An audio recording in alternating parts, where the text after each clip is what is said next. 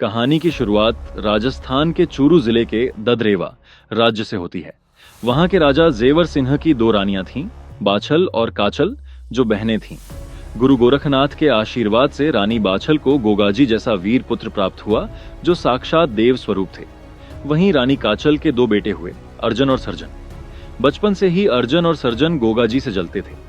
गोगाजी प्रजा के प्रिय थे और उनमें दैवीय शक्तियां थीं, जबकि अर्जन सर्जन लालची थे और राज्य हड़पना चाहते थे।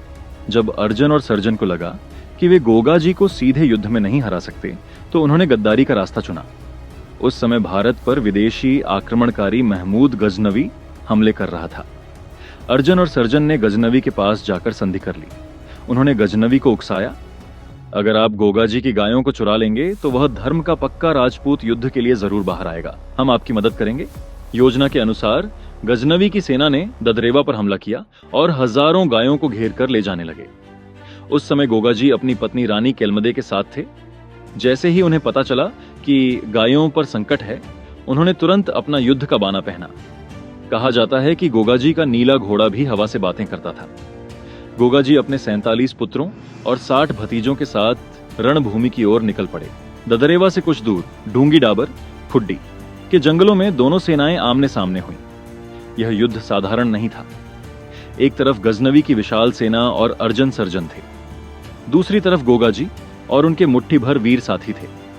लोक कथाओं के अनुसार गोगाजी ने रणभूमि में ऐसा तांडव मचाया कि दुश्मन कांप उठे। गोगाजी की तलवार बिजली की तरह चल रही थी। उन्होंने चुन चुनकर शत्रुओं को मारा। अंत में उनका सामना अपने ही मौसेरे भाइयों अर्जन और सर्जन से हुआ। गोगाजी ने धर्म की रक्षा के लिए रिश्तों का मोह त्याग दिया और अर्जन सर्जन के सिर धड़ से अलग कर दिए। युद्ध जीतने और गायों को मुक्त कराने के बाद गोगाजी अर्जन और सर्जन के कटे हुए सिर लेकर राजमहल लौटे। उन्हें लगा कि उन्होंने गद्दारों को सजा दी है, इसलिए उनकी मां गर्व करेंगी। लेकिन जैसे ही गोगाजी ने अपनी मां रानी बाछल को अर्जन सर्जन के कट्टे सिर दिखाए, मां सन्न रह गईं। आखिर वे उनकी अपनी बहन काचल के बेटे थे। क्रोध और दुख में मां बाछल ने गोगाजी को श्राप दे दिया, तूने राजपाट के लिए अपने ही भाइयों का खून बहा दिया। जा, मैं तेरा मुंह नहीं देखना चाहती। आज के बाद मुझे अपनी शक्ल मत दिखाना। गोगाजी एक आज्ञाकारी पुत्र थे। मां के शब्द उनके लिए पत्थर की लकीर थे। उन्होंने मां की बात मानकर राजमहल त्याग दिया।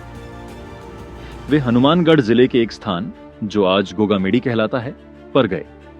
वहां उन्होंने धरती माता से प्रार्थना की, हे धरती मां, मेरी अपनी मां ने मुझे ठुकरा दिया है, अब मैं कहां जाऊं? अगर मैं सच्चा हूं तो तू फट जा और मुझे अपनी गोद में ले ले। कहते हैं कि उसी समय चमत्कार